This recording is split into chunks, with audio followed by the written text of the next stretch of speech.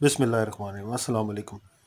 अगर आपका पीसीबी बहुत स्लो हो गया है और आप अभी एसएसडी और बाकी चीज़ें या एसेसरीज़ को अपग्रेड करके पीसी अपग्रेड नहीं कर सकते, तो उसको सडनली अपग्रेड कैसे करें विद वन कमांड। तो आज मैं इसका एक ट्रिक बताने जा रहा हूँ।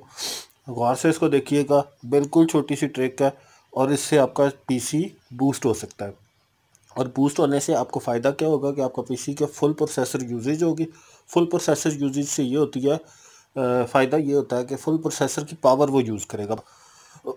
पीसी की स्पीड्स ज़्यादा होगी, जो प्रोसेसर की स्पीड्स होती है ना, वो प्रॉपर यूज़ करेगा उसको। तो उसके लिए आपको जाना है विंडोज़ पे, सर्च बार पे, इस पर क्लिक करना है रन पे क्लिक करने के बाद आपको लिखना है MS config CONFIG लिख के आपको करना है एंटर करने के बाद आपको बूट पे क्लिक करना है। बूट के क्लिक करने के बाद आपको एडवांस सेटिंग पे जाना है। एडवांस सेटिंग पे जाने के बाद आपको यहाँ पे नंबर ऑफ़ प्रोसेसर नज़र आ रहा होगा, ये आपको क्लिक करके यहाँ से आपको चेक करके और ओके कर देना है। जैसे ही आप इसको ओके करेंगे तो आपका प्रोसेसर मेरा 4 पे है तो 4 सेलेक्ट हो जाएगा।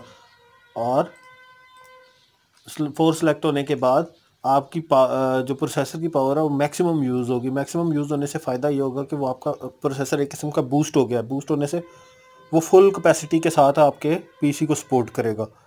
तो इस तरह आप बिना पैसे लगाए या बिना अपग्रेड करने के पीसी को आप पीसी को स्पीड को बूस्ट कर सकते हैं। कि आपको अपने पीसी को रीस्टार्ट भी करना है, इसके बाद रीस्टार्ट करने के बाद ही ये सारा कुछ अप्लाई होगा। अगर वीडियो पसंद आए तो प्लीज़ लाइक शेयर ज़रूर कीजिएगा, चैनल को सब्सक्राइब ज़रूर कीजिएगा।